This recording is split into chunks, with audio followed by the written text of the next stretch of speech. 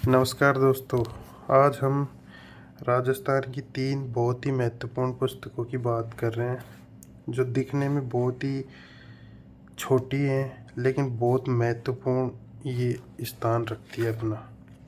दोस्तों, ये पुस्तकें एनसीईआरटी की कक्षा 6, 7 और 8 की पुस्तकें। इन पुस्तकों को पढ़ने से आप अपनी तैयारी को न केवल मजबूत बनाएंगे बल्कि आप उन हर छोटी छोटी चीज़ों को जान पाएंगे जो आजकल परीक्षाओं का जो ट्रेंड बना हुआ है।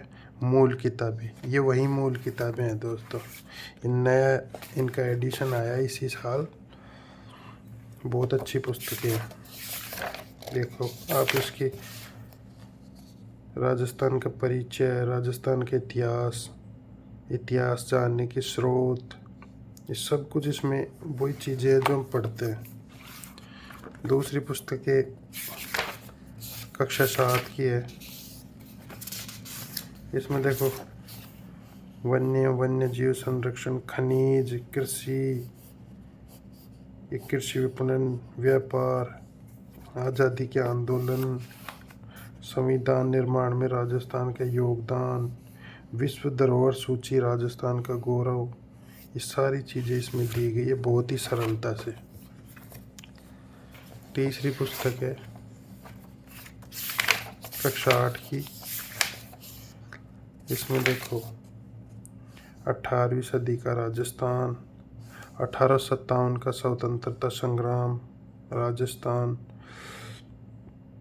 आधुनिक राजस्थान का निर्माण, उद्योग, परिवहन, विकास योजना, ये हर चीज़ अपन इन पुस्तकों को पढ़कर हम शॉर्ट नोट्स अपने बना सकते हैं और फिर उनका डेली रिवीजन कर सकते हैं। इसके साथ साथ आप किसी गाइड को भी पढ़ रहे होगे, लेकिन आप इन पुस्तकों से अपना जो बेसिक है वो क्लियर कर सकते हो दोस्तों। इसके साथ ही 2 पुस्तकें और है, उनको भी मैं बताऊंगा। एक जो कक्षा 9 की है और एक 10 की, जो इस बार बंद कर दी, लेकिन आपको पुरानी किताबें मिल जाएंगी।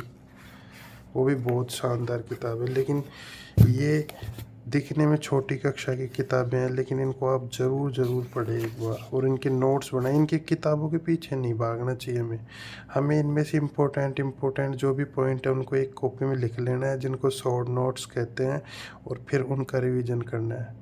या फिर इन जो पॉइंटों को आप अपने जो नोट्स है उनके अंदर अगर पहले से दिया है तो ठीक है, नहीं तो आप इनको जोड़ सकते हो। बहुत सारी चीज़ें होती हैं इनमें जो आप छाट कर निकाल सकते हो। आजकल आरपीएससी छोटी छोटी चीज़ें ऐसे पूछ रही है, बीच में से दिखने में प्रश्न बहुत सरल होता है लेकिन वो अपन कंफ्यूज हो जाते हैं उसमें।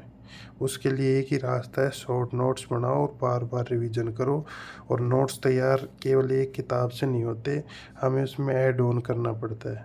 ऐड ऑन के नियम से ही हम सक्सेस पा सकते हैं। ऐड ऑन का मतलब है कि भाई आप अपने नोट्स के अंदर हर चीज़ जोड़ते जाओ। कोई भी नई चीज़ दिखे, 2-3 जगह दिख रही है वो आपको, तो आप उसके अंदर ऐड ऑन कर दो। यही है सफलता का रास्ता। थैंक यू दोस्तों।